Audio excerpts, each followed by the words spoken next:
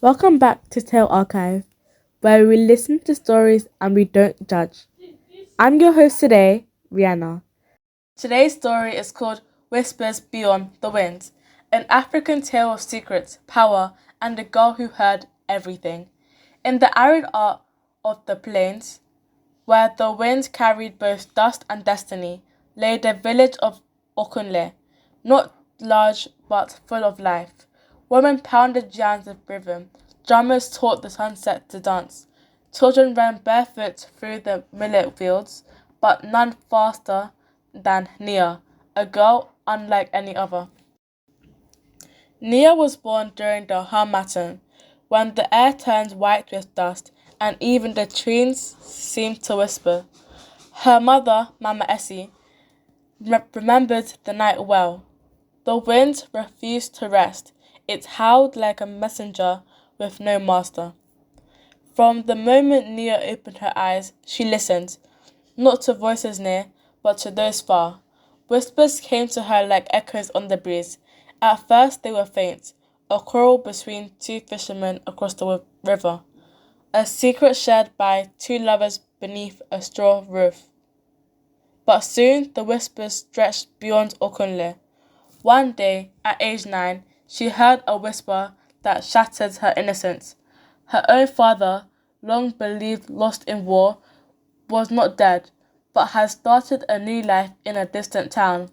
Nia told Mama Essie. Her mother wept, not because it wasn't true, but because it was.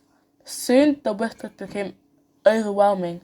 Nia tried plugging her ears with wax, sleeping beneath heavy cloths, even screaming to drown them out.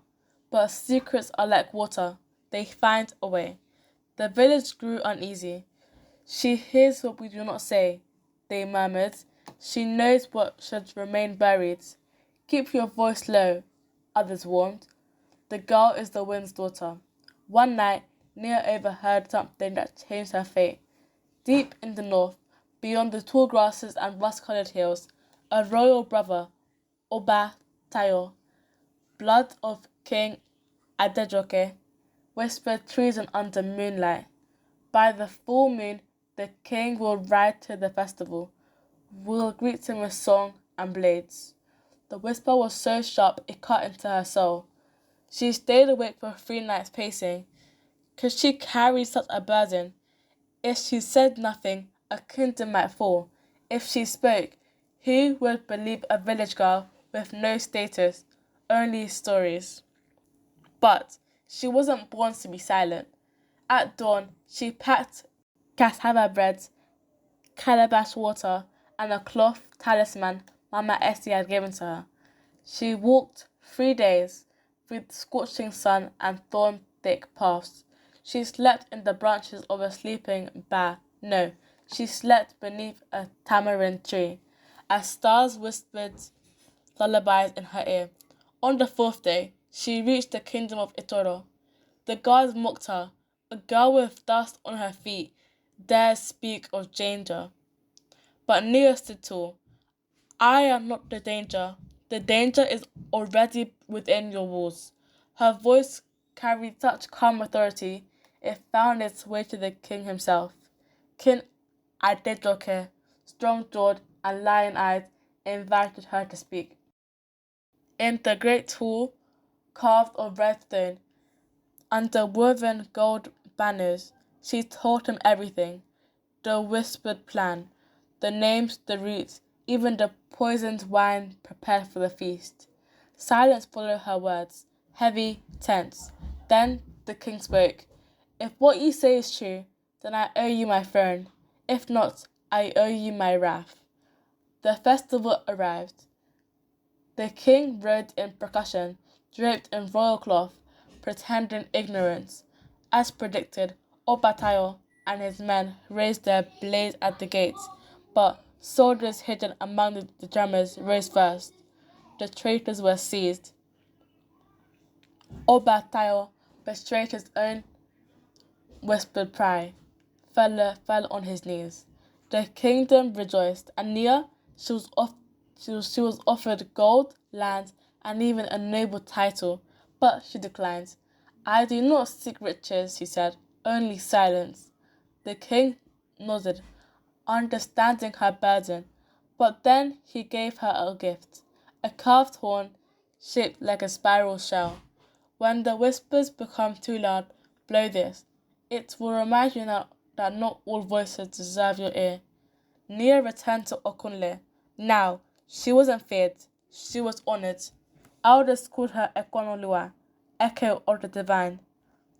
Children left small gifts at her door. Cowrie shells, cola nuts, even poems whispered into the wind. But never forget the burden of hearing too much. Even now, the elders say, when the wind stirs leads in unnatural ways, someone is whispering as a secret they shouldn't. And Nia, wherever she is, has it. Not to punish, but to remember. Because in every land, every voice, every heart, the wind is always listening. The end. Dear listener, if there's one thing to take away from Nia's journey, it's this. Your gift, no matter how misunderstood, has value. Sometimes the world won't see it at first. They may mock it, fear it, or try to silence it.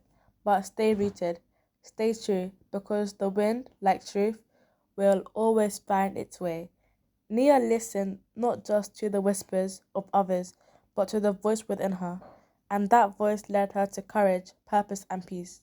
So, whether your own gift is your voice, your art, your empathy, or your dream, don't be afraid of it. Grow into it.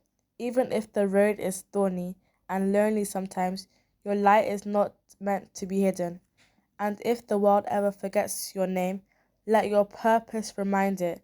Like Nia, let your story echo through time. I hope you enjoyed the story and learned one or two lessons. Thank you for watching, and please don't forget to subscribe, like, comment, and share.